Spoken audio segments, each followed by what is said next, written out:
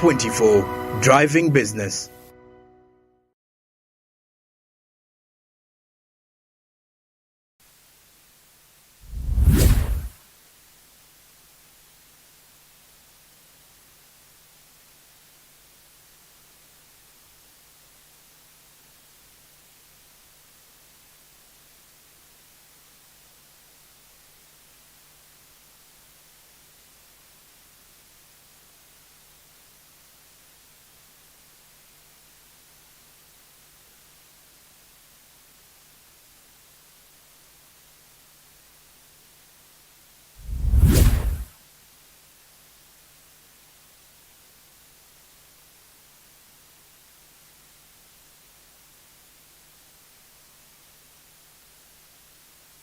Welcome to the Fat Talks. Those that are on Twitter, we welcome you. We can see that many have logged in, and we hope you can hear us loud and clear. We are in the Smart 24 studios and also on Twitter Spaces. We're really glad to have you here.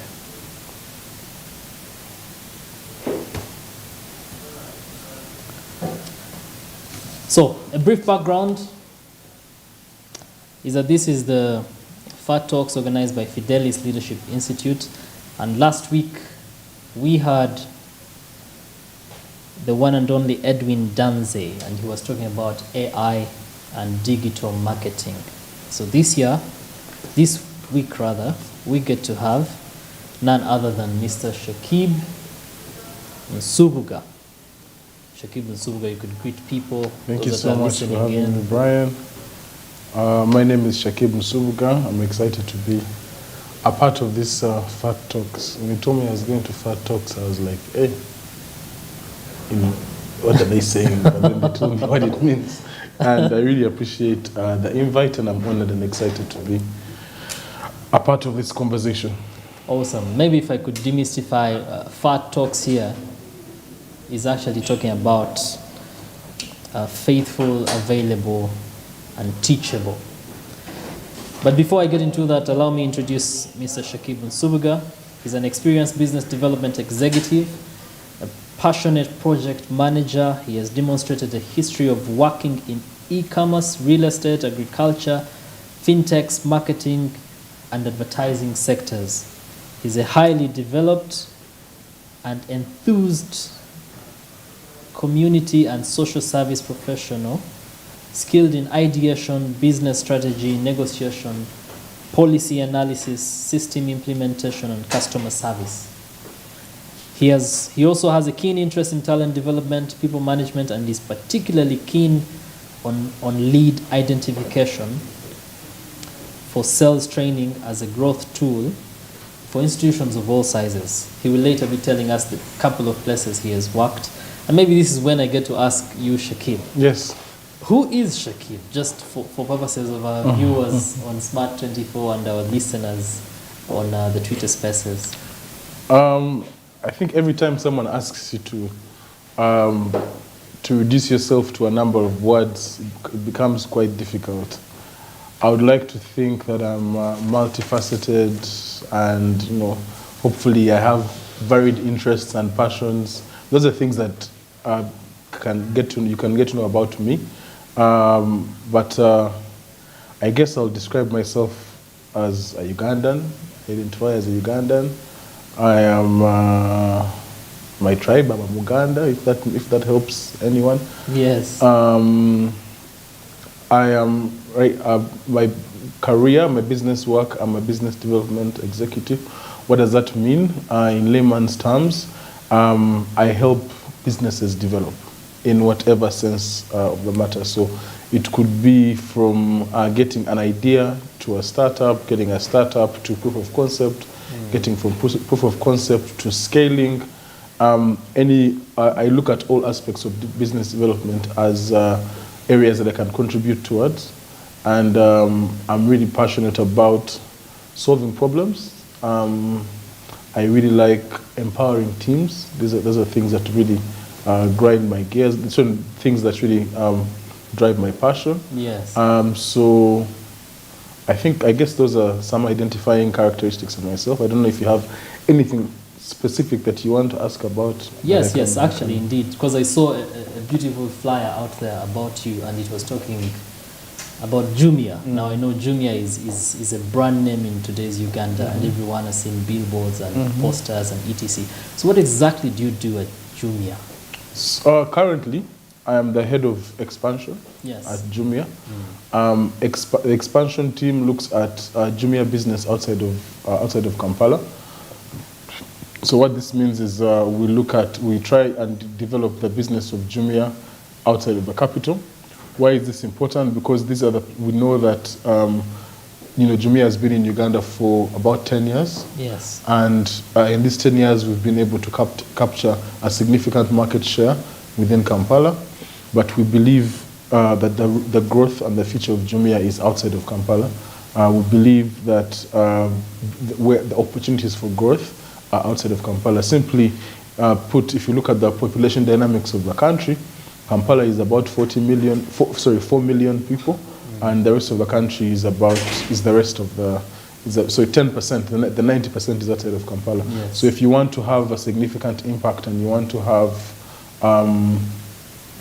a really sustainable business, it's important to look outside of Kampala for that. So what I do, what I've been doing at Jumia is basically I was responsible for setting up this business outside of Kampala through establishing of pickup stations that customers can come and collect their orders from Jumia, and also setting up and growing of what we call JFOS. And JFOS is Jumia independent consultants that sell on behalf of Jumia. It's a team of over 20,000 agents, and what they do is they help people who do not have access to the internet or have access to our app to place orders and enjoy the discounts that are available there. So wow, well, clearly Jumia is such a huge network, and when I hear expansion in my mind, I'm thinking, I mean, you've already expanded. You are beyond Kampala. You're beyond Uganda. Even I know that you're on the stock exchange somewhere across the world. I think in the US. In the US, New York Stock Exchange. So, with the recent cities in Kampala, I imagine that your expansion, you're targeting these cities as the first place and not maybe anywhere. So you have an approach. So I wanted to start by asking, what qualities do you believe make an effective leader? I think that's a very good question. And I think it's a question that not many people stop to think about when they want to either call themselves leaders or step into the leadership role. And I've tried to do a bit of research and looked at my own experiences. And some of these qualities I'm going to mention, the one that stick out. The first quality is being a good leader. You have to be an effective communicator. So an effective communicator is not only telling people what's going on, but I define effective communication as the ability to receive, synthesize, and output information in a way that is dynamic and allows your audience to understand exactly what you're looking at. So effective communication, in this sense of leadership, is being able to, first of all, listen to what is out there. You have to, I think, effective communication, 80% of communication is active listening. So you have to, as a good leader, you have to be a good listener. You have to be able to take in information from all sorts of sources. You have to be able to synthesize that information, to analyze it, and then to output that information in the best way. The way that you speak to a senior manager might be very different from the way that you speak to an intern because of the experience levels that they have. The way that you speak to your directors must be different from the way that you speak to shareholders. So it might be the same piece of information, but an effective communicator knows exactly what is important for each particular part of the audience. So that's one particular, I think, aspect of leadership that is really important, and one quality that is outstanding for me. The second that I can share on is collaborator. Yeah, but maybe before you go to the second, just about communication, because remember our topic today is to do with the different leadership approaches. And speaking of communication, I know that at Jumia you probably have a bunch of of young people and the millennials have become very, very difficult to communicate. And I wanted to know how exactly, if you could give us an example of how you explain or how you give them a target, the younger people that are probably listening in, or even an executive could pick a lesson or two from how you have done it with your interns, with your millennials, with the I think, first of all, I identify as a millennial. Yes. You know. Now I want. So I think millennials are getting a bad rep. Okay. I think millennials are getting a bad rep, and even Gen Zs are getting a bad rep in terms of what is expected of them in the workforce. I think the first aspect is of communication is understanding the audience. You need to be able to understand what they like, what turns them on, what disappoints them, how are they motivated. So being able to understand those things, being able to look at people and not just as titles, I think is really important. And really getting to the humanity of everyone. If you're able to get to that level, then it's quite easy to then send on the message. The other thing that that leaders fail to do when speaking to younger people, to millennials or to Gen Z, is we fail to endear ourselves to the people that we speak to. We feel that we are separate from them. We feel that they don't understand, or yet if you're able to sort of step away from your either high horse, whatever you're on, and try and really get to the bottom of things, then you will find that it's actually easy to. And if you understand what someone wants, what motivates them, and how what disappoints them, what disappoints person A might be different. What disappoints person B? Someone might not take very well to a stand talking to. You might not like, people. No one likes to be shouted at. People do not like. So all of those different things. Once you're able to learn those things and be curious to get to know the people that you're speaking to, then it becomes much easier to communicate. You spoke about endearments, and you reminded me. We had a visit from the managing director of ABSA, and he had his team lead, I think is the head of culture, who was explaining some of the things they have done for the millennials.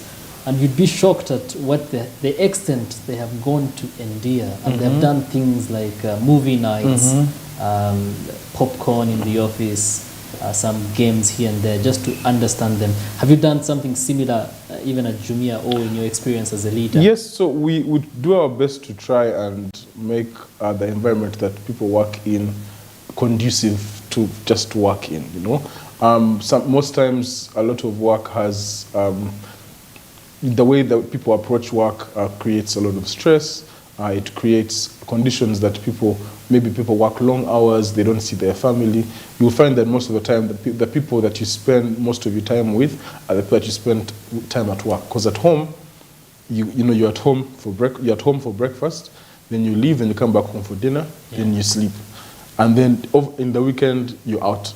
So you'll find that the people that you spend most of your time with are going to be people at work. So if that's going to be the case, and you're going to make it a good time, then it's important for it to be a productive way. Not productive, but it's important for it to be for the place to be hospitable, for a place to be. So there's a lot of initiatives that we take on to try and make sure that people interact on a human level. Yes. We have our HR goes a long way to incorporate so many interesting, fun things into the workplace. There's theme days, dress down Fridays. We eat together. So all of those things really help sort of break the ice and make it easy to work with people. Exactly. Okay. Well, actually, that got me thinking of the first point, because you're trying to help us demystify what effective leadership is, and you began by communication and making sure that your team hears you, but not just hears you, understands you, and then I chipped in there and distracted you. So you wanted to go ahead to your second point. Yes, so making sure your team hears you, before you make sure your team hears you, you need to make sure you hear your team. Oh, yes. You need to make sure that, I feel like most of the time, you go into a meeting. If you go into a meeting and only one person is speaking, then it's not really a meeting. It could have been an email. So if you need to go into a meeting and have some sort of exchange, you set an agenda of this is the goal that you hope to achieve by this meeting. You have an exchange, then you have action items, and you have some sort of structure. I feel like that would really help towards getting us towards a more common goal. Yeah. The second point that I had for good leadership and is you need to be a collaborator. You need to be someone that is able to work with other people.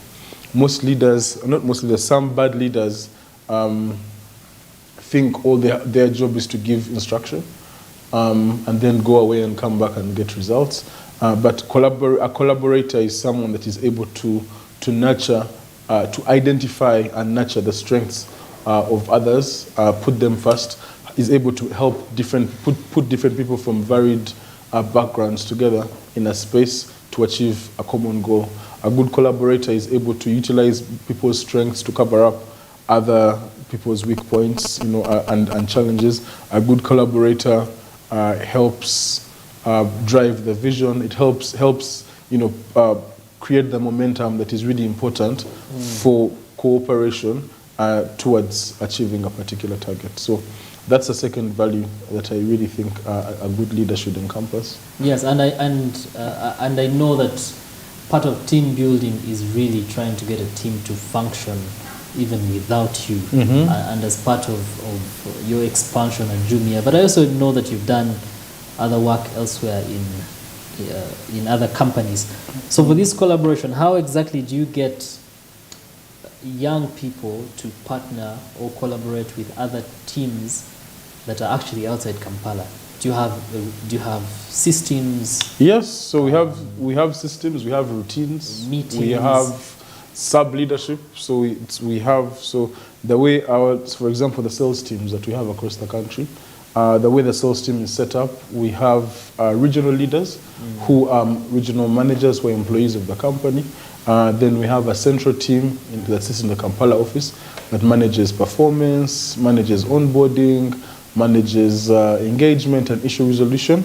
But then in each district of the country, each city where we have JForce agents, we have what we call city captains, who are JForce agents that are basically in charge of the country. So our leadership is decentralized in that way, that every place has their own sort of way of doing things. But generally, you have a regional manager, then you have a city captain, and each city captain has team leaders. And under the team leaders, you have agents. So there should be an effective way for agents to communicate to team captains. There should be an effective way for team captains to communicate to their city captains, city captains to communicate to the regional leader to communicate to the central team, agents to communicate to the central team. So there should be a very clear 360 channel where we know that everyone can see and be transparent over what's going on. So we have routines in place. We have daily routines. We have weekly routines. We have monthly routines that are established and continuously evolve to meet a particular target. Sometimes, for example, during campaigns, during Black Friday, Jumia anniversary, we try and build the team and boost the team. So there's a lot of more robust action that's taking place in such a space. Other than that, generally, as the management of the department, we also have regular check-ins with each other. We have one-on-ones with teams. So there are so many different ways that we work to sort of ensure that at least the leadership of the department in the different across the different levels is sort of on top of it, whatever is going on. So it's clear that at least at Jumia you have systems that are in place to protect the company or the setup, or to ensure that it's a smooth run. But I wanted to bring back the discussion to the leadership that we're talking about and the different approaches, and sort of pick from those to explain to any listener or any viewer out there that has no idea on how to create a team, on how to even build a diverse and inclusive team. And I know that as manager or as expansion manager, you've had such a huge task to go out there and build a team. And I wanted to know how you approach it or how you do it. But maybe before you get into the thick and thin of that, we usually have a culture here at the Fat Talks, and we like you to mention one truth and 2 lies. Oh, okay. And then we'll invite our audience both on Twitter Spaces and on Smart 24 TV to tell us which was the truth and which was the lie. Okay. So tell us, Shakib. One truth and 2 lies. So you don't have to in tell no us particular order. Yes, don't tell us that this is the truth. Just give us the statement, and then we shall decipher which of those statements is true and which one is a lie. So my first statement is I tried to do PLE in P6. You tried? To do PLE in P6. Okay. That's a unique one. Okay. My second statement is I was the first in my class in P7. And my third statement is I have ever been a vegetarian for 4 years. You have been? A vegetarian for 4 years. I'm a reformed vegetarian. You are a reformed vegetarian for 4 years. Okay. So our audience, I guess those are the questions as you had them. 1, he tried to do PLE in primary 6. PLE is primary leaving examination. So that means he attempted the examinations before he was a candidate. The second is that he was the first in his primary 7 class. And then the third is that he has been a vegetarian for 4 years. So please do the poll. Feel free to comment, to tweet, to share, or on the Twitter Spaces, to type and tell us which one do you think is true, which one do you think is a lie. Then later we shall reveal what the results are. I hope I can remember my lie. I will read them to you. Hope I can remember my lie. So yes, so back to building a team. I know you have great experience in building a team, and I imagine it's quite some work for an effective leader. So hopefully as you talk about any other elements of effective leadership that you could have left out, because you spoke about communication and collaboration, then you could also chip in how to build a diverse and inclusive team. Okay, I'll just rush, maybe to speak, just note the rest of the qualities and then move to building a team, if that's okay. So one of the qualities I think it also leads to building a team, a diverse team. Openness is quite important for a team leader. I think it's important for someone to be open-minded and not closed, because a lot of the times entrepreneurs, there's a difference between being an entrepreneur and being a team leader, a leader. Entrepreneurs maybe have a solution for one particular problem or one particular solution to the problem, and they don't like to look at other ways of doing something similar, or they don't like to have other opinions interrupt, which is really good to keep you focused. But I feel like openness is important to help bring more ideas and sort of encourage the collaboration that will lead to a more diverse team. Then the other one that I think is really important is strategic thinking. Strategic thinking seems like an easy word, but I think it's great. It's important to understand, to know that a leader is able to think about how to do and what to do when. Like, I feel like for me that's how I can define strategic thinking. Yeah. What to do when, how to do something, what is the thing that you want to do, and when to do it. So you might have the right solution to a problem, but you deploy it either too early or too late. Or you deploy it, or you might have a way of dealing with something, but you don't use the right person. You don't use the right. So strategic thinking is how do you make sure all these things, different things align to help you get to your goal. Awesome. And speaking of what to do when, I think it's time that we got to take a break, because we like to have health breaks for you to stand, to stretch, to take a glass of water. So let's just take a 2 minutes break, and then we'll be back into the space.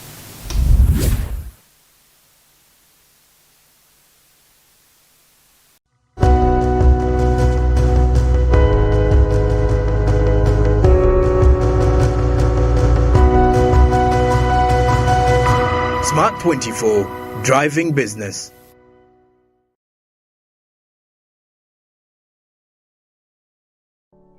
Luxury redefined at Seasand Hotel as you indulge in the splendor of elegant living fit for the royalty that you are. Step into comfort, pampering and blissful customer-centric service as you select from our range of comfy, exquisite living quarters furnished to meet with your royal preference. Surrounded by scenic beauty, our tropical setting allows you to escape the glamorous ordeal of city life. Our ambient green gardens will guide you to a place of revitalizing rest. The 3-star restaurant caters to your palate, serving your choice menu ranging from exotic cuisines to local delicacies. Our chefs will serve you full-course meals for a truly out-of-this-world culinary experience.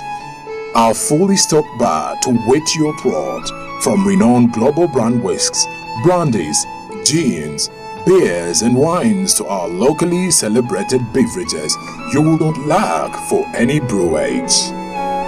It's an all-new experience in the East at CSUN Hotel, so visit today at Plot 15 to 19 Spire Road, Ginger, or contact us on +256 751 719 960 and +256 785 354 614 for reservations. CSUN Hotels, luxury redefined.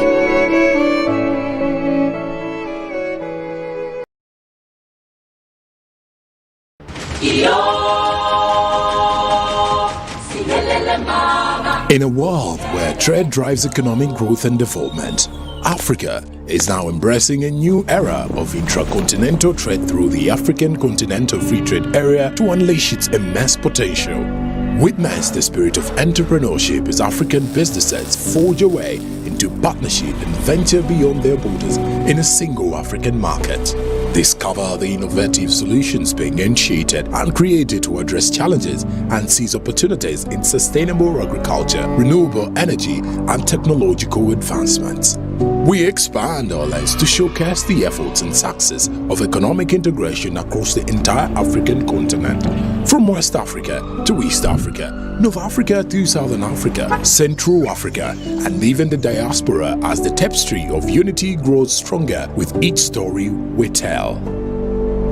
African Perspective, driving business and trade across Africa. Don't miss the African Perspective on Smart 24 every Monday, Wednesday, and Friday at exactly 6 p.m. East African Standard Time as we drive business and trade across Africa.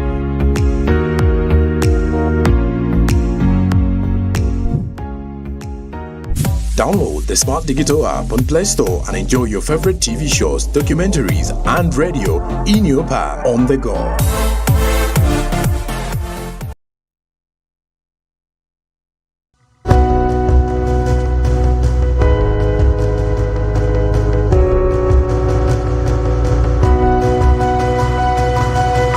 Smart 24, driving business.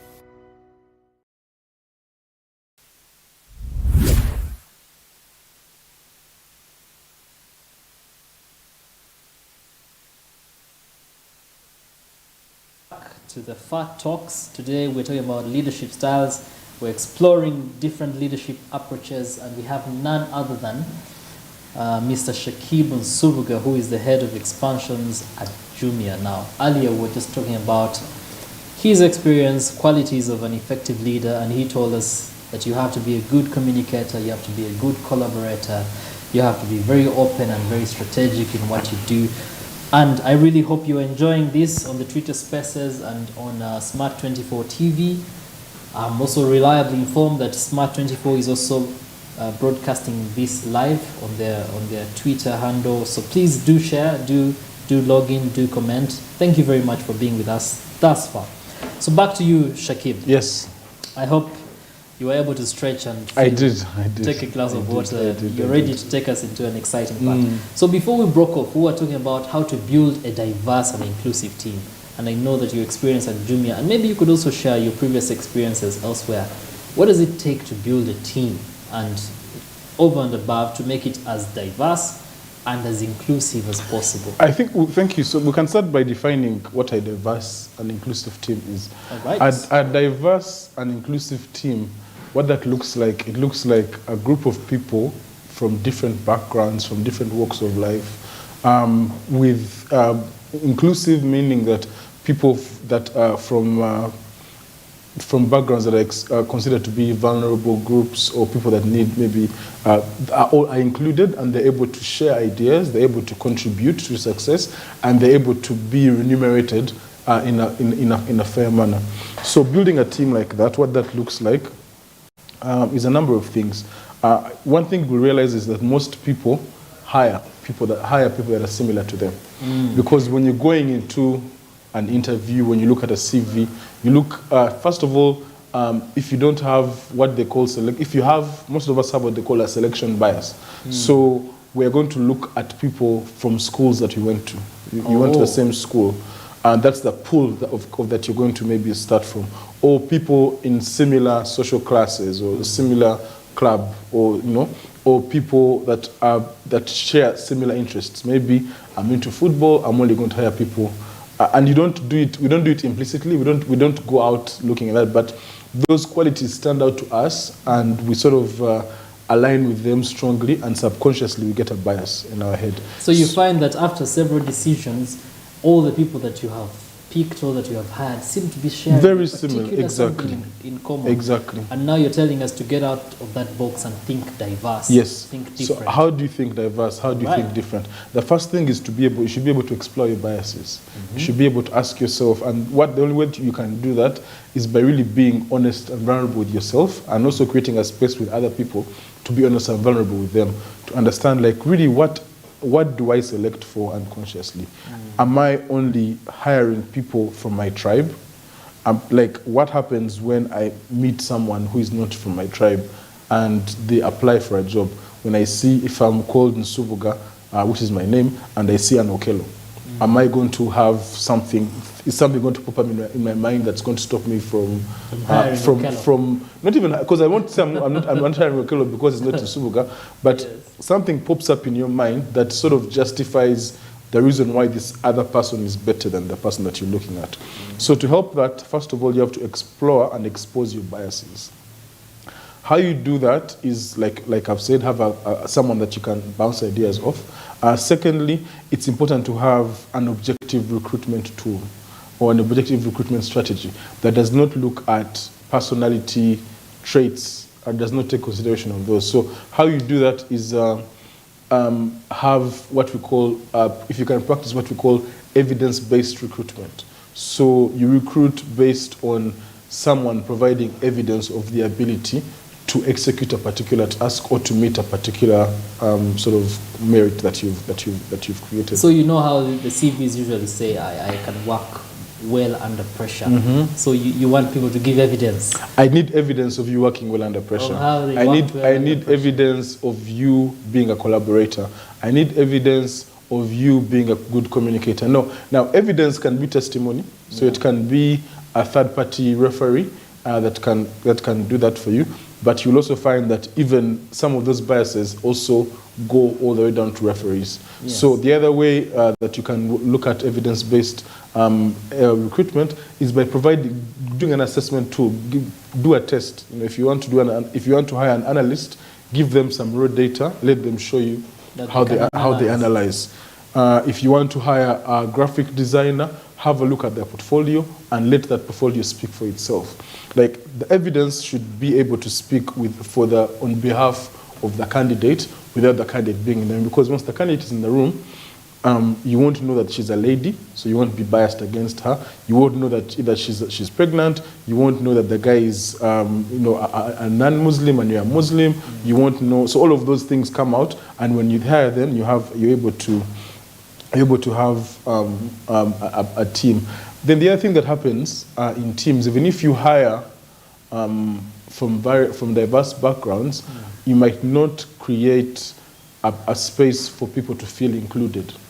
Now, what that means, what does that mean? That you can hire and you create a work culture that does not encourage authenticity. Yes. You create a work culture that, for example, sometimes it's good, sometimes it's not good. Maybe there are places where people wear uniforms and everyone is come dressed the same.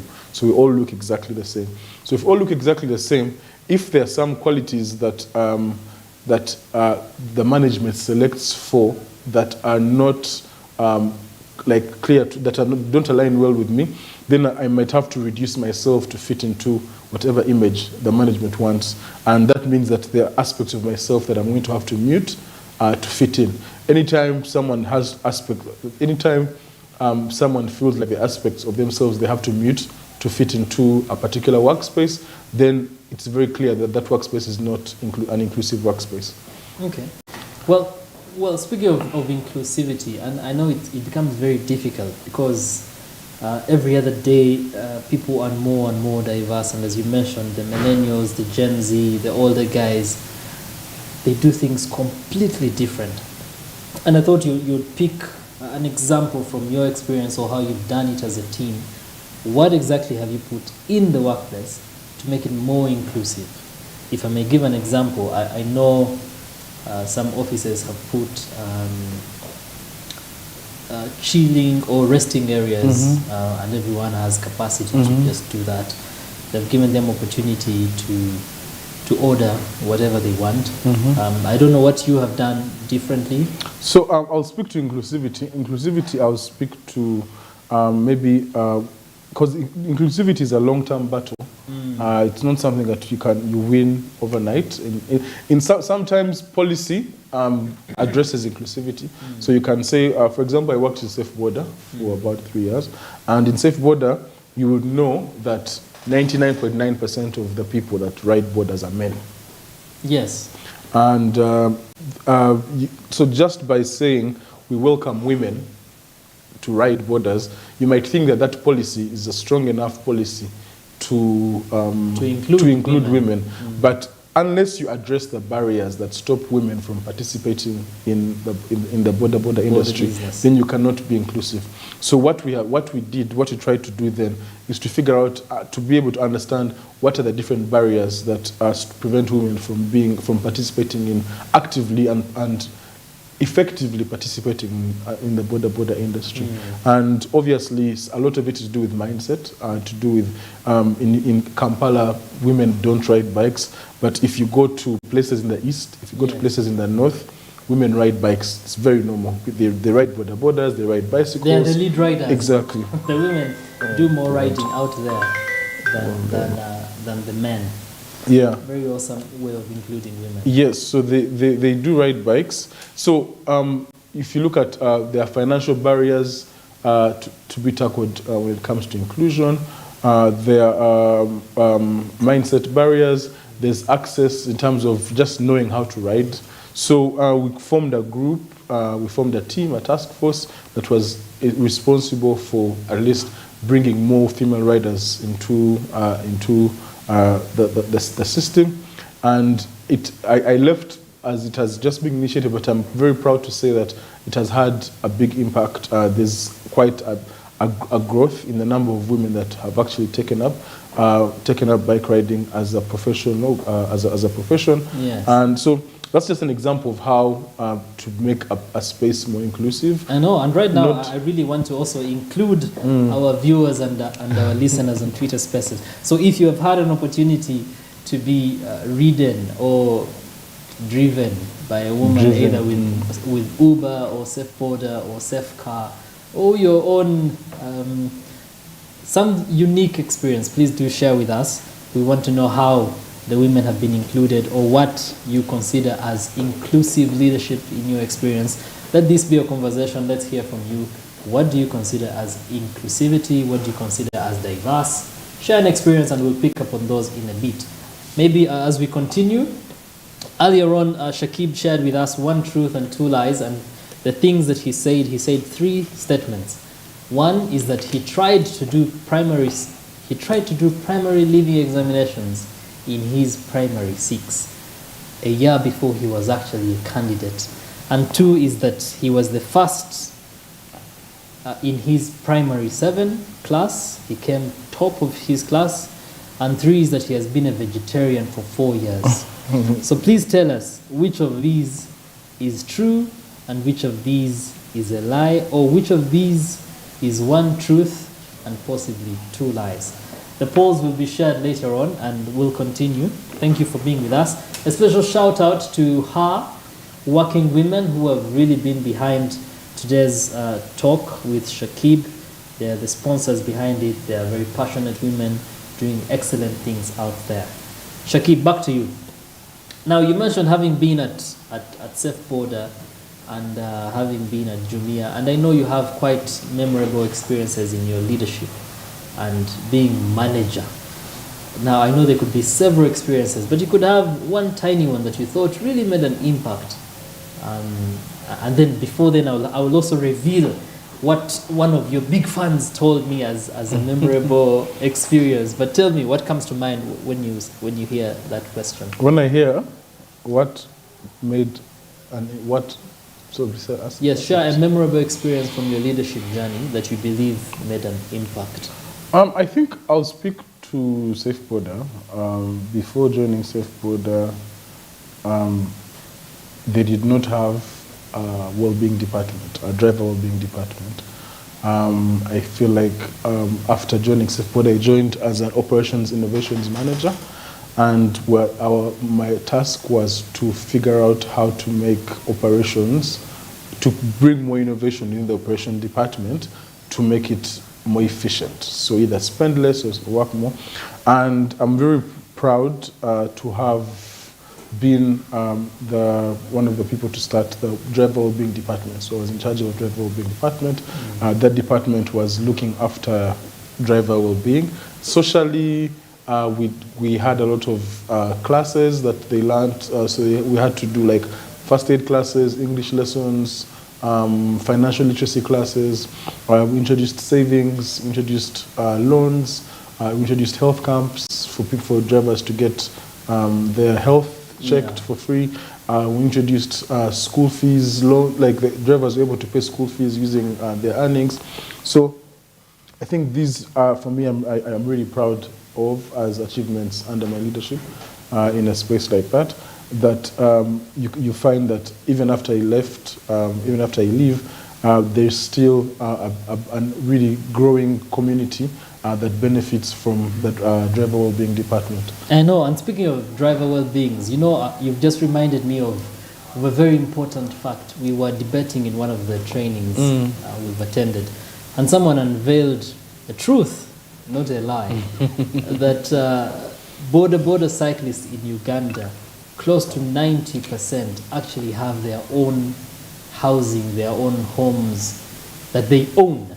So they have bought the land, they have constructed a house, wherever it is around Kampala, and yet 90% of people in the corporate world or people under employment are renting. Hey, you're shouting. I'm shouting.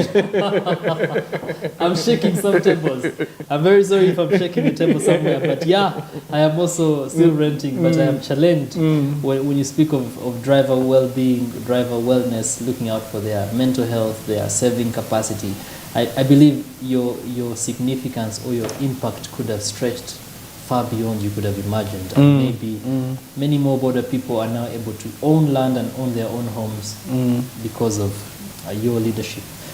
Maybe a snippet, as I promised earlier when I put out your post and said I'm going to host the one and only Shakib, one of your former employees or team members, and I don't know if she wants me to send a shout out, but she was really appreciative of the experience she had with you back then at Jumia.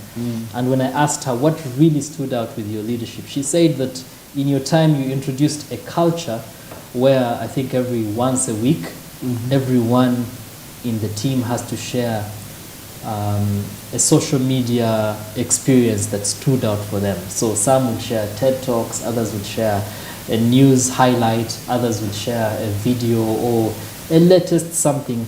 And in a way, it kept as a culture within the workplace. And she said that she was very edified at the level of knowledge that would come into the meeting room that one day of the week, and she always looked forward to sharing whatever she found. So while you are chatting, go social media, swiping, you find something and you can't wait to share it with your team. Well, for our viewers and our listeners, I really hope that you are taking notes. Do not sit on this knowledge alone, but share it. And when you share, make sure you share something that builds others. And it's not Lugambo, it is not Wahala, it is not Walala. Inspiring. Yes. Inspiring. So back to you, Shakir. I mean, what strategies do you use to foster culture? I mean, speaking about culture, what strategies? Well, I've given one. You put in place such a tradition, but I wanted to focus on what you said earlier. Excuse me. What strategies do you use to foster a culture of collaboration and open communication with your team? What exactly have you done that we can take home today? Okay, thank you. So I'll share some that I've learned along the way. The first, if you're going to collaborate and speak to people, you have to get to know them as people. Yes. Like, you have to get to know your teammates, your subordinates, your leader as a human being. As get to know them beyond their title is what I say. And beyond the title is understand the person's personal family dynamics. Ask them, figure out what they like. Are they a morning person? Are they? Do they like pizza or ice cream? Like all these different things. What do they do outside of work? Yes. These are things that are really important because these are things that we actually care about more than work. That if I was not paid for my job, I would not do the things at my job. But if I was not paid if I was not paid to go to the cinema, I would still actually pay to go to the cinema. Correct. So, getting to know people and each other outside of work, as human beings is really important outside of the titles. Then another thing that we'd really share that we do is we have. So would you say you actually know your entire team? You know them in and out? I don't. Or you know that one I thing don't that really. think. I don't. I think human beings are like there's so much to learn. But what I know that every time I put myself out there to learn, and the best way you can get to know someone is by telling them about yourself. So when you share about yourself and you're more vulnerable about yourself, then you give the other people the courage to share because they take you off the pedestal. So I feel like sometimes leaders are put on a pedestal of perfection and or whatever expectations, or there's a big gap that is so. If you're able to create spaces to be vulnerable with your team, to show them. People say a good leader never shows weakness. I don't think that is true. So you like to show your weaknesses? I think I need to show my weakness I'll be asking you what's your weakness. I need to show my weakness to my team because I need my team to back me up. Okay. I need my team to back me up in the spaces that I am not able to get to. Because when I hire someone, I would like to hire people that are better than me in particular aspects. Okay. I need to hire people that are, if I'm a salesperson, if I'm in a sales department, I would like to hire all the salespeople that are better than me because they are going to train my team better than I'm going to train them. Yes. So I get to know people in that sense. Have frequent team building initiatives. And team building is not just take the team and take them to the beach and have a drink or whatever. I think team building goes beyond this. These days we have really good facilitators that are available for any company to hire to come and first of all have a needs assessment. What is lacking in the team? What elements need to be made stronger? How can we? And they have so many what we call gamifications that they can do to help people think of things in a new way. So I think that's very important. Then another one is identify and amplify your team's strengths. So being able to know what does Brian bring to the table, what does Shakib bring to the table, what is Brian good at, what does Shakib need to improve on. So having those really conversations around team strengths. There's something that I learned is you need to congratulate in public and rebuke in private, reprimand in private. So I feel like those are things that really help. Then create intentional room for 360 feedback. Now, 360 feedback is not just the leader telling the leadee. I don't know if that's the word. The lead? Yes. Yeah, the leader telling I was creating a new word. It's a cool word, I like it. So the leader telling the lead what to do. I think it needs to be 360. So you need to have feedback from myself as Shakib. I need to have feedback from the people that I lead, the people that I report to, and the people that are parallel to. that are equal to me as well. So you need to get feedback. If you really want to know about me and about my team, you need to know about the people that I lead, the people that lead me, and the people that are my peers. So that's what we call 360 feedback. So if you create room for 360 feedback, then you're able to know as a leader, okay, what is working, what is not working, because it's I feel like it's like a living organism. Like you have to feed it. You have to know that today this is not working. Yes. Let us try this today and get it going. And finally, I think the last point about collaboration and open communication that I want to share is you have to lead by example. Correct. And leading by example means you need to be able to ask your team to be collaborative. You need to give them a chance. You can't come and dictate policy. You know, if it's time for ideation, if it's time for analysis, if it's time for evaluation of a project, if you can include different aspects, different team members, then it will be much. Then the idea will be taken up a lot easier because there was a group effort to come up with a strategy.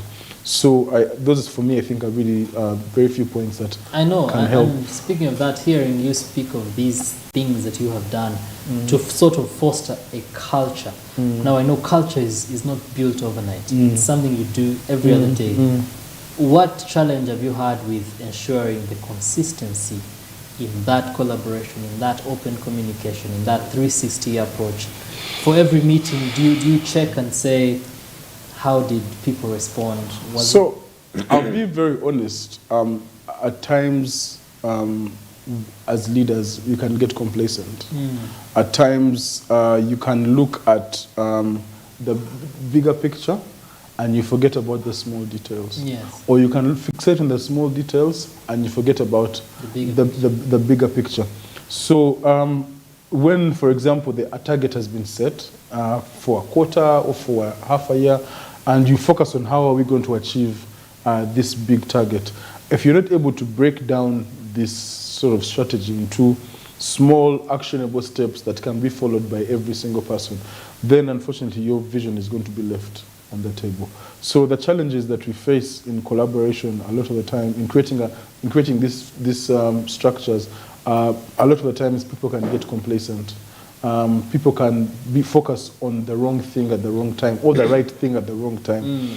And what you do with this to sort of help you not get caught up in this is make sure that you have like checkpoints, frequent checkpoints. It could be a weekly checkpoint. You could have we have weekly check-ins in our teams. Yes.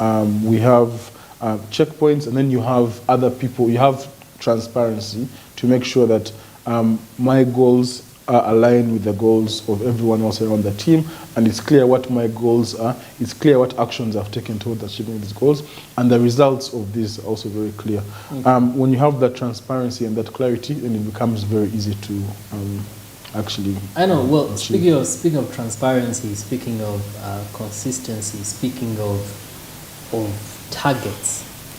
It goes without saying that workplaces always have conflict. You're going to have people that you disagree with. You're going to have people that don't believe in your style of leadership.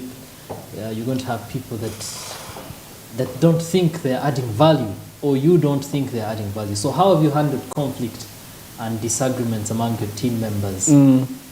So I'll speak to conflict, and before I talk about maybe how we neutralize it, I want to talk about the importance of conflict. I think conflict is a good thing. Some conflict. Like there's what we call productive conflict. Because the opposite of conflict that is someone might think it's collaboration and cooperation, but there's another bad opposite of conflict called apathy, where people are just going just because Shakib said something. Even if I've made a mistake, no one is going to come and say, but, I think you were wrong. So I think it's important, because it's important to have a bit of friction, because that bit of friction, if you think about in the making of fire, to get that spark, you need to have some friction. If you don't have friction, I would not be sitting on this chair. I would be gliding off. So even in a company, it's important to have a little bit of friction, in the sense that where does that friction come from? That friction comes from us having different perspectives on the same thing. So if you don't have conflict, if you don't have some friction in a company, chances are your company is not very diverse. Everyone is coming from the same point, looking at the same point of view. If you have no one looking at your back while you're all facing the front, if something is coming at your back, all of us are going to fall in the same way. So that's the first thing I want to talk about conflict. I think a lot of us try to neutralize conflict, but for me, sometimes I like to see what comes out of it, to explore it, but to explore it in a safe space. I think conflict is bad when it starts to affect someone's self-esteem, someone's productivity, someone's mental health, physical health. People might start fighting over a particular thing. So until it gets to that, I think I love creating space for us to talk about why do we disagree. Because, so I guess what I hear you saying is that for the leader, they should be able to identify positive conflict or to create spaces for to encourage the people to actually speak up when they disagree or to have a different opinion or to air out a different opinion. But then what do you do when you have when it's gone the other way? Yes, when it's gone so when it's gone the other way, I think the first thing is to be able, as a leader, to be able to notice that things are going the other way. So you need to be attentive. Being attentive, you need to be a present, active listener to your team. Active listening is a technical term, but it's I think people misuse it sometimes. But it really talks about focusing on not listening to the person fully and being present, and not focusing on what you're going to respond to them, and taking in their body language, taking in what they're not saying, the spaces between the spaces between the words, the silences between the words is really important. So firstly, being attentive. Secondly, being neutral. I think it's important to be neutral as a leader. Even if someone is clearly wrong, you don't want to be seen to take sides in an argument that is maybe argument is even the wrong word, but you need to be neutral and objective. So looking at all sides of a discussion, you need to look at all sides of a discussion in a way that is impartial, that allows you to really be impartial. Then the other thing is you need to understand the root causes of a lot of these conflicts. Like why is it that every Thursday Brenda is having words with Thomas or something? Like, is it just this, or is there something that's underlying before? So you need to do some research, talk to Brenda on her own, talk to Thomas on his own, talk to other people around, gather evidence, and then really go and find the underlying cause of this. Actually, some bosses may call Brenda and call Thomas into the room and say, so Brenda, tell me, Thomas says this, Thomas tell me, Brenda says this. Something like that, if there's a power dynamic between the two. If maybe Thomas is a subordinate of Brenda, and Thomas reports to Brenda in terms of hierarchy. They might not have anything to say, because if I say something, I'll lose my job, especially in your space. So those are different dynamics that need to be considered when trying to resolve conflict. And then the final thing that I would like to add to that, three things. Number one, you need to be solution-oriented. Like, when a problem comes, yes, it's important for us to find the root cause and find the person to blame, but it's more important for us to find a solution to the problem. So how can you be more solution-oriented? And the actions that you take, can they be more solution-oriented? And then the other thing that is really good is you need to be able to establish a common goal. How do we create a goal that I have buy-in, Brenda has buy-in, Thomas has buy-in, Brian has buy-in? Because if we have a goal that you don't have buy-in, maybe because we're not sharing the profits with you appropriately, then you're not going to work, and you're going to create reasons for unhealthy conflict. So that means you create particular principles that everyone will be geared to or driven to. Principles, yes, but goals. Goals. Yes. So all of us, this is what we are all going for. and we're all going for this. This is the reason why all of us have to go for this, because you benefit like this is how you benefit, this is how you benefit, this is how I benefit, and this is how the company benefits. You know, setting that out is it's also biblical, and it says, how can two walk together unless they agree? Exactly. So they all walk towards a particular goal. Well, we'll be taking another 2 minutes break just to allow you to stretch your legs, stand up, health break. We like to be healthy, and we're mindful of being healthy. And as we take the break, please remember to send your comments on the one truth and the two lies. He told us that he attempted to do PLE exams in P6, and that he was also the first in his primary 7. He came top of his class, and that he has also been a vegetarian for 4 years. So which of these is the one truth and which one is the lie? We'll be back in 2 minutes, so please stay here, don't go anywhere.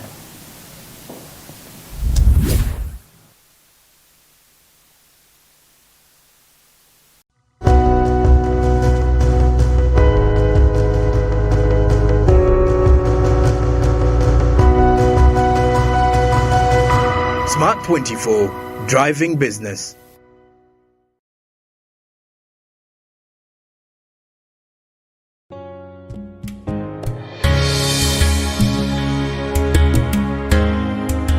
At Uganda Development Bank, we believe that developing the agricultural value chain and ecosystem is critical in unlocking enormous economic benefits for smallholder farmers across Uganda. In 2019, UDB carried out a review of its strategy in a bid to align the bank's planning cycle to that of the National Development Plan, NDP, thereby focusing the bank's interventions towards addressing national priorities as entailed thereof. Agriculture is a key priority area. Totco Grains is a story of remarkable agribusiness located in Nira Town, a business hub in the heart of northern Uganda. Totco is a beneficiary of money from Uganda Development Bank. Uganda Development Bank is proud to be part of Totco's journey of growth. With our support and tailored financial solutions, Totco was able to acquire a modern plant with state-of-the-art grain handling, processing, and storage silos. With this milestone, the company's grain holding capacity has increased from 4,000 metric tons to 7,500 metric tons, impacting the lives of over 2,000 smallholder farmers in the entire Lango and Acholi sub-regions. I've been able to pay school fees of my children. I have a decent home. I bought a land along the highway. I built a commercial building. And the business is even going on. People are even renting. We receive seed from Totco, then we distribute the seed to the farmer.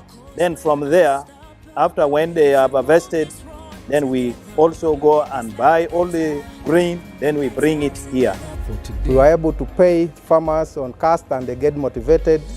We have as well implemented putting up a grain value addition plant. This has also still increased our capacity of handling grains. As we talk now, we have already an increased volume of demand that is coming directly to Totco. As Lira community, we are getting support, we are getting benefits, we are getting a lot of returns. I thank Uganda Development Bank for supporting us and giving us capacity to work with our communities well. I call upon you all, the Lango business community and leaders, not only to create awareness about the opportunities that the bank provides, but also join us on this journey to create the much needed change for Ugandans. As we celebrate Uganda's Independence Diamond Jubilee anniversary, Uganda Development Bank renews its commitment to continue inspiring more development in Uganda. Uganda Development Bank, inspiring development.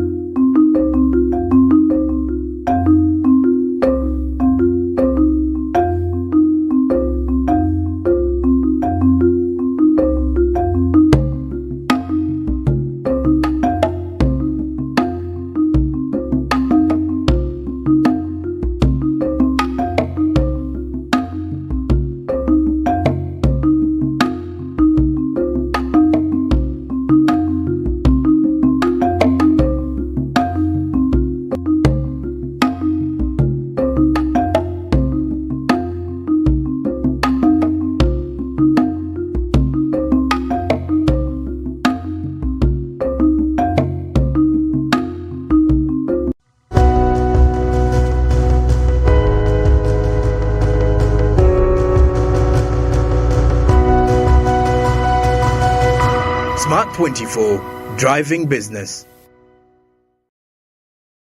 I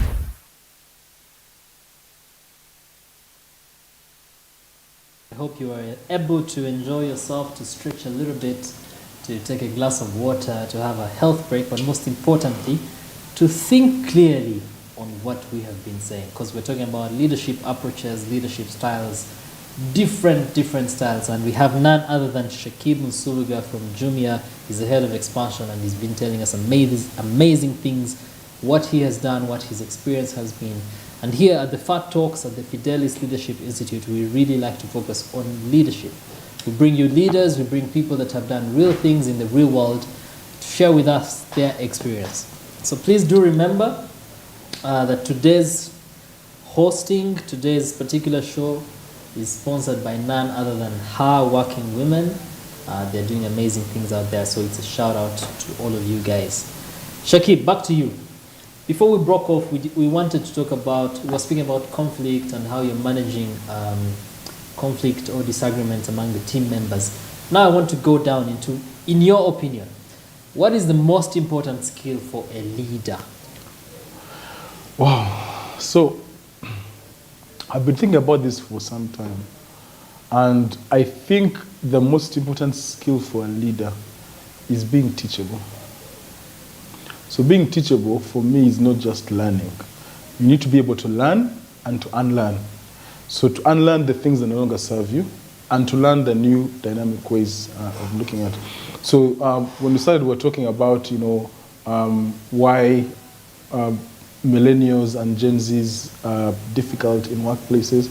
But that's simply because the people that are supervising them have not been able to unlearn the way they are rigid. Yes, exactly. They still have the old thinking, the old mentality. Order. And the way that the world works in any sphere of leadership, in business, in health, in organizations, in school, in your home, in your family, as a leader, you need to be able to learn what is new and relevant about the people that you're leading, about the goals that you're trying to set for this said leadership, about what is important about, generally, you need to be able to learn so many new skills. You've seen right now, there's the advent of AI that has come to really take on business. How can it be incorporated into our day-to-day work? How can it help you become a better leader? How can it help you be more efficient, more dynamic? Now, if you look at AI as a threat, then unfortunately you're not going to learn how it, and other people are going to take advantage of it, are going to really help, are going to sort of go ahead of you. So as much as there are so many qualities of a leader, personally I think learning and unlearning, being teachable. You have to be able to learn new things. You also have to be able to unlearn things that are no longer serving you and your team. So it all begins in the mind. I think so. You know, it is said that everything starts and ends with the leader. Mm-hmm. And even the leaders that we have in the country, it really starts and ends with the individual. So if you're able to lead yourself, if you're able to have some sort of discipline, some target, some sort of career direction, or generally, then you begin to fail as a leader. And Shakibia is telling us that focus, learn, unlearn, and relearn as the most important skill for a leader. So, Shakib, now I know you told us you worked with Surfboarder, you worked with Jumia, you worked with so many other places, and I imagine you faced challenges. Because we've been speaking nice things only. Now let's get into the challenges part, because as a leader, we also want to face challenges and face them with a positivity. So give us an example of a challenge you faced while building a team and how you overcame it. Some people have started businesses and they have not lived to month 5, not even year 5, but month 5. They say what about 90% of businesses in Uganda don't make it to the first year? Yes, but so it's a shocking statistic. We choose to think different. So how have you overcome the challenges you faced? A challenge that I wanted to talk about was establishing a remote working sales team across the country. So sales, sales is about self-drive. It's about, having, so we have people across the country every day who wake up to go and buy, to go and sell to to go and sell on behalf of Jumia. So establishing that team to be, a dynamic team, to be self-driven, to have minimum supervision, because I cannot go to every district and be at all the places at the same time, to be at a team that you can trust to deliver on results. So that was the challenge that was set upon when I started the expansion team. Now we had sales agents across the country already, but they were not fully utilized. They were not like working as a team essentially. Like it was not very easy for us to drive our targets in that way. So what we did, first of all, we had to do a lot of learning. We had to look at the leadership that we have, the sub-leadership that we have in all these in the different categories. We had to get rid of some people, hire the right people, get new people, do capacity building, we had to get everyone to come to Kampala to do training, and then we had to do continuous training of the leadership. We had to provide tools and resources for these people to actually work. So when you're working remotely, we know these most of our leaders, they may not have laptops, they have smartphones. How can they work on smartphones? Before, we expected everyone to have their items on Google, on box files, but we're not going to see box files of all the country. It's now paperless. So now let's move to Google Sheets. People are not used to having meetings over the phone and then being real meetings. Let's move to Google Hangouts. So utilizing tools and resources available to us, establishing clear routines, ensuring that teams are built with the capacity, encouraging transparency. By doing that continuously and with support from a core central team, we're able to create a really good dynamic sales team that is now currently contributing up to 20% of the NMV that we collect as a company. So you guys you're really learning and unlearning and adapting as we go, as you move. Yes, so I imagine that every member of Jumia is able to use the smartest of phones, the most complicated of I think, systems. You really make it simple and friendly. So I think the expansion team, specifically I speak to expansion team, the people that we're looking at, the simple is better. Like we're not looking for the most complicated stuff. We're looking for the basic, most simple thing that someone that has come out of university or someone who has never been to university can utilize and go and understand their sales targets. They can go and understand their routines. They can input a report and then come and have all of that collected centrally. So we try as much as possible to make things simple, because if something is simple, then it can be scalable. Because you will find that what works in Arua does not work in Gulu. What works in Gulu does not work in Masaka. What works in Masaka may not work in Barara. So what are the things that are similar in the different areas of operation, and what are the things that are different, and how do we work in between that space? Okay, awesome. Very, very elaborate examples. Now, I wanted us to go back to your history, right? We've spoken a lot about cultures, ideas, principles, what you believe makes an effective leader, how to build a team. Now, I wanted you to speak to the aspiring leaders, people that want to become leaders or want to develop their leadership skills. First of all, when did you first become a leader? When would you say you first became a leader? I don't know. I was a prefect in school. Does that count? No. Let's try and think outside school.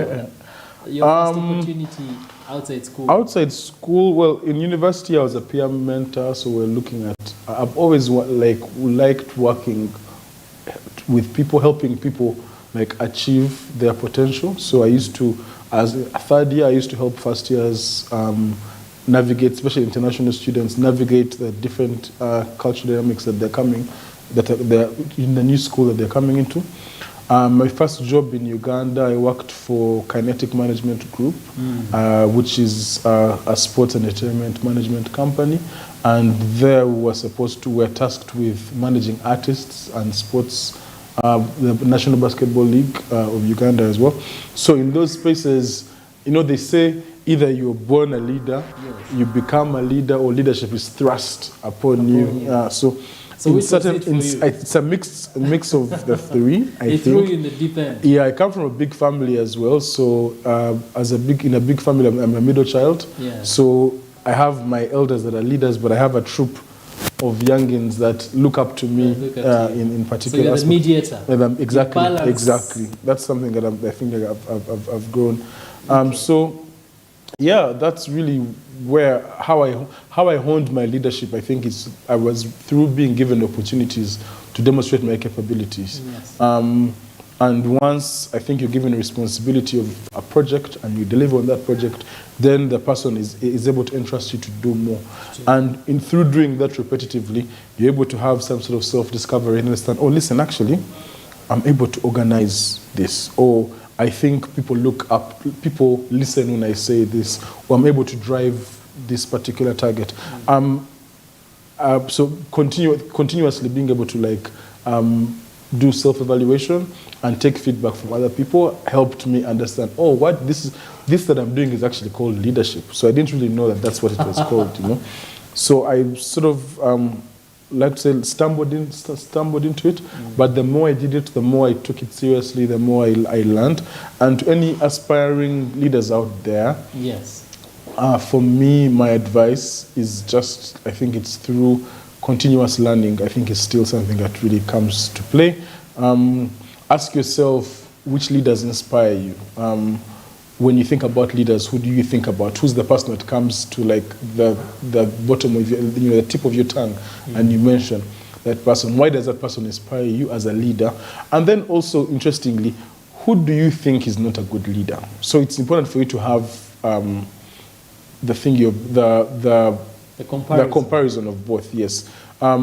What makes a good leader to you? What makes a bad leader? So it's because sometimes you'll find that, maybe in our politics or, in our homes, there's people that have been given leadership that you think maybe do not deserve the leadership they have. Why do you think they don't deserve? What are they not doing?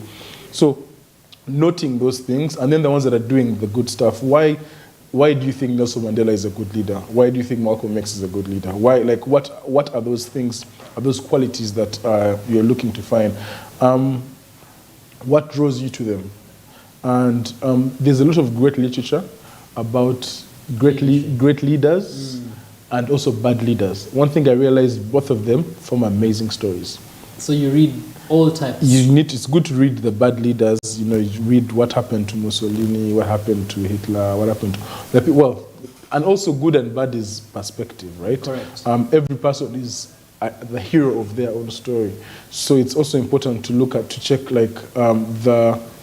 what perspective is the literature you're reading being written from. So I really recommend reading. It's important to just read about leadership. There's psychology about leadership. There's science about leadership. That you love to read or to recommend? I can't think of one. There are so many. I read Nelson Mandela's A Long Walk to Freedom. I think that's one of the books that inspired me to really take responsibility for my circumstances and not blame the system. Blaming the system is not going to. It's not going. You can blame the system, but it's not going to solve it in the long run. But there's other books on leadership in terms of psychology of leadership. There's books on developing positive habits. All of those different things, I think, come together.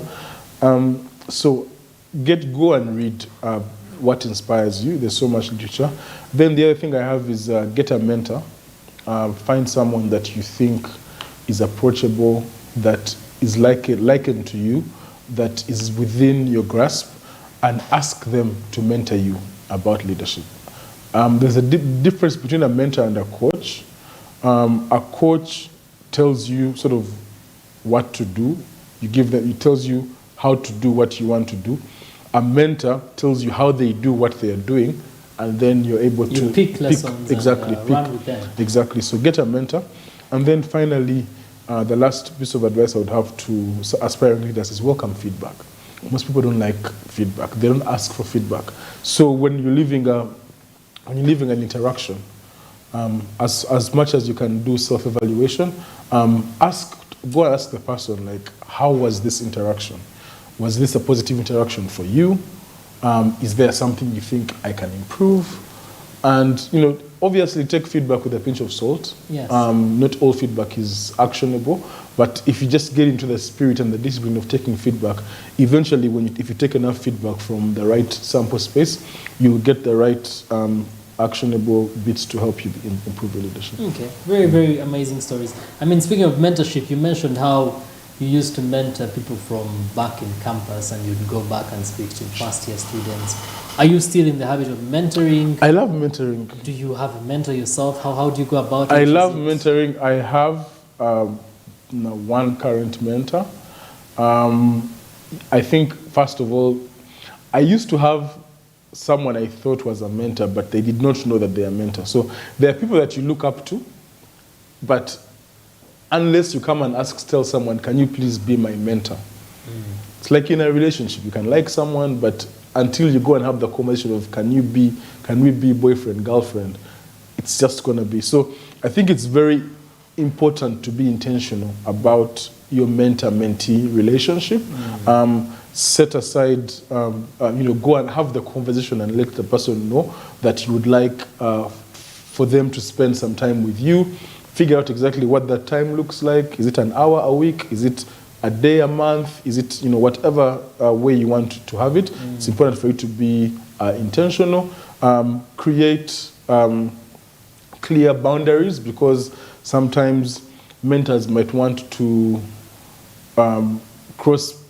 to go into things that are none of their business, Yes. and they can want to come and give you so much, like they can want to come and give you advice as if the life you're living is their life, but also maybe mentees might not know how to ask particular questions. How to even approach a exactly. mentor, how to identify exactly. someone they think it's good to be a mentor. So if you look up to someone, if you have the email address, send them an email. I think sometimes text messages might be a bit, unless you have a personal relationship with that person. If you don't know the person and you come and ask them on text, it might not be the easiest. Yes, it's not way. appropriate. Yes, so try and make it a bit official, a bit professional. Ask, clearly state what you're looking for. So my mentor currently is, and also you don't have to have one mentor.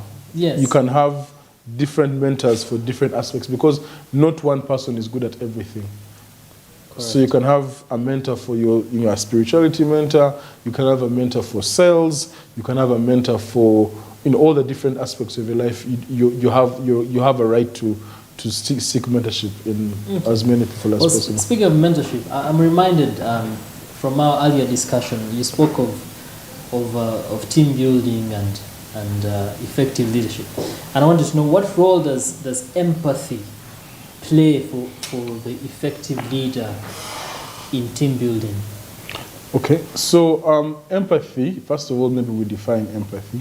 Empathy is the ability to look and feel from a different perspective other than your own.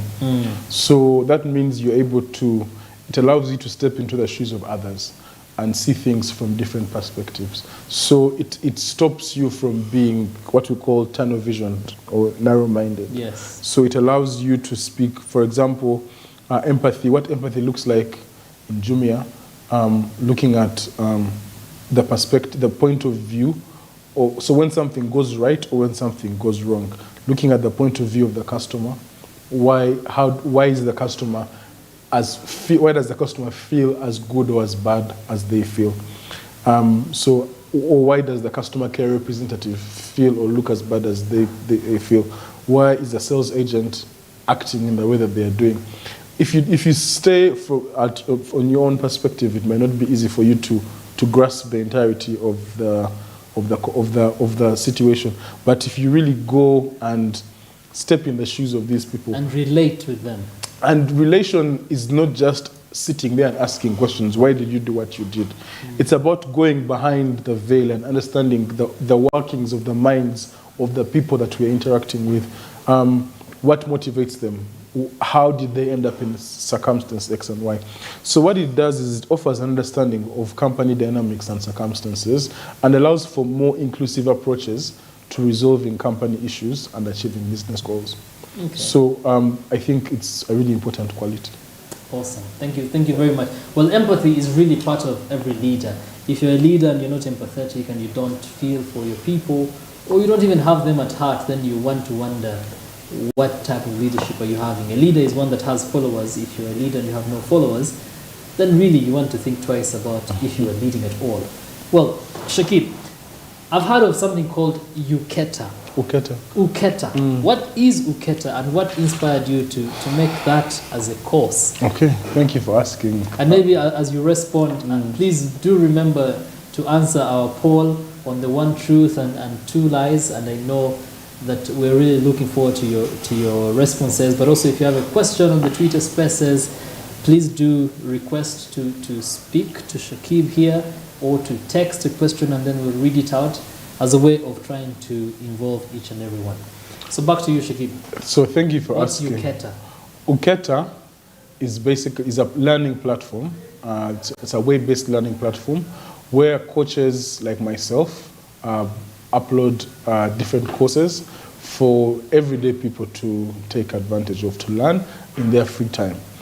These courses are paid for courses, and they really help democratize learning. So anyone can learn anything on Uketa. It's just a matter of having the right coaches to upload the courses, and also having the right audience to get to this. So myself, I have 2 courses on Uketa. The first course is on managing people. So basically, it goes through, it's about 6 modules. It goes through understanding your need for the people that you're going to hire. So they're like master how classes? do you hire? They're master classes, but master classes that are prepared for the normal Ugandan. Oh. So there's different courses on financial literacy. There are courses on marketing. There are courses on social media marketing. There are courses of navigating conflict. There are courses on resilience. There are so many different. So the second part of this question is, why did I think it was important for me to be a part of this? Yes, but first of all, what's the course that you do? The course that I'm doing, that I teach on Uketa. I have 2 courses that I teach on Uketa. The first is managing people. So if you want to learn how to manage people, looking at different needs, how do you decide when you need to bring in people? How do you hire them? How do you retain them? How do you engage them? And how do you grow your teams? So it's a very, very intuitive course. It's about 6 modules. It takes each module is about 20 minutes, and it's really easy for you to go through. Then the second course that I have on Uketa is about finding a new path. So there are so many times in our lives when we are stuck. We are stuck in a rut. We think we need to do something new with our lives, but we don't know how to get started. So this course is a very simple course. It helps you understand your thinking. It helps you put your thoughts on paper. It helps you, when you go through the course, you'll be able to make particular decisions. At the end of the course, you should have a very clear plan of action with inputs, resources, timelines, and everything to allow you to get to where you need to be. Why do I think it's important to be a coach on Uketa? I think, number one, it's great because it helps me and other coaches monetize on the different skills that we have accumulated. Secondly, it provides an opportunity for us to pass on our information to other people, and also for me as a person to learn. I can also learn so many new things on Uketa. So I really would like to thank the people that behind Uketa that have really created a platform that allows us to learn in the comfort of our homes. You don't have to go to school. You don't have to be in a particular area. All you have to do is decide what course you want, you pay for it, and you have it.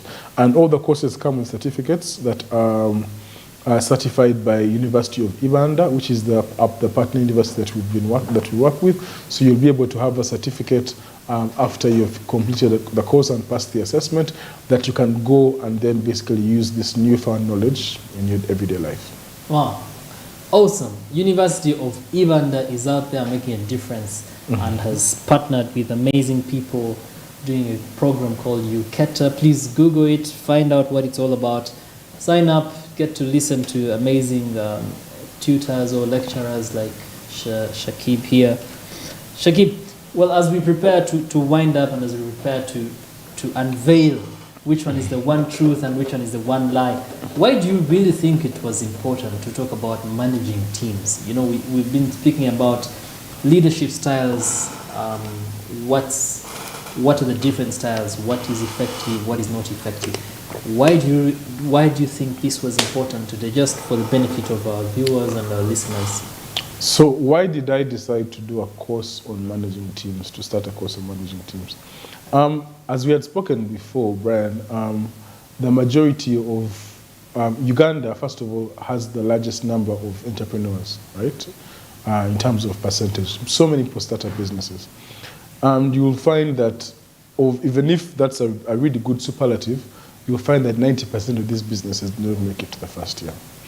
And when you do the research, you will find that the majority of the reasons why these businesses do not make it past the first year is because in order for a business, for an entrepreneur to achieve whatever goal they have set out for them, they have to go beyond themselves. It's very hard to find a successful business that is run by one person, that has been able to scale and create enough job satisfaction, enough satisfaction for the entrepreneur to feel successful. So I realized that one of the biggest problems that businesses have is, as an entrepreneur, someone might think that just because I have this idea, I am the best person to grow this idea and bring it to fruition.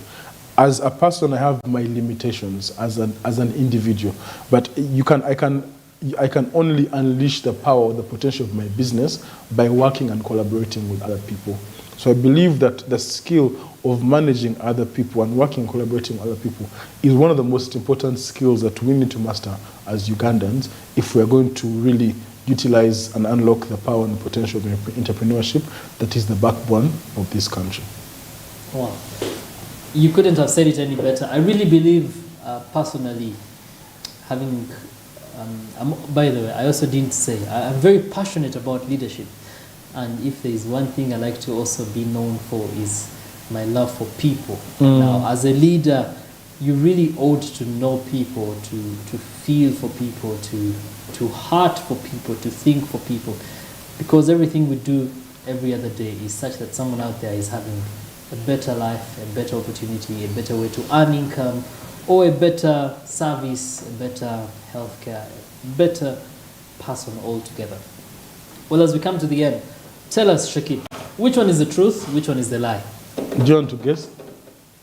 Do I want to guess? I want to give someone in the audience an opportunity to guess. Maybe if you could allow them to unmute and speak.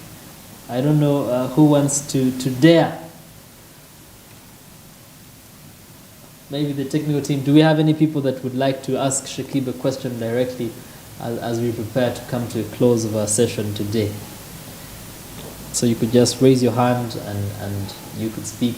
And for our viewers on Smart 24, we've been speaking about leadership styles, we've been speaking about excellence, we've been speaking about managing teams, managing people, and Shakib did share a wealth of knowledge and experience with us.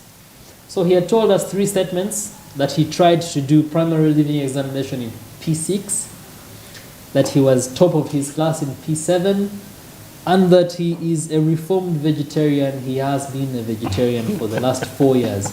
So which of these is true? I think he looks like a vegetarian. Shakib, what do vegetarians look like? Did I fail on that one? Because you said it with such passion that it seemed true. I could be wrong, but for me that is the one truth. And the others are the 2 lies, but you could confirm to us which is true, which is false. So, drum roll. Ding, ding, ding, ding, ding, ding, ding. The only truth there is I was the first in PLE in my school. In your school? In my year. I thought in the whole of Uganda. Congratulations. I did try to do PLE in P6, but I didn't get to the exams, so I don't know. I think that's also false. And I've never been a vegetarian in my life. You love I love the it. passion. Yeah. You can tell. I can tell. I can tell. Thank you so much for tuning in. Thank you for our listeners, for our viewers on Smart24, those that are on Twitter Spaces. I don't know if any wanted to speak directly, but this is the last shout out. We're here every Thursday, Fat Talks organized by Fidelis Leadership Institute. We like to talk about leadership. We like to invite leaders excuse me, that are making a difference out there. So please do tune in next Thursday, same time, 4 p.m. For an enchanting experience. From us, Shakib, would you like to give a final message to any aspiring leader out there, anyone that is dreaming of managing a team? Thank you so much, Brian. Thank you for having me. Thank you to Fat Talks. Thank you to Smart TV. Thank you to her.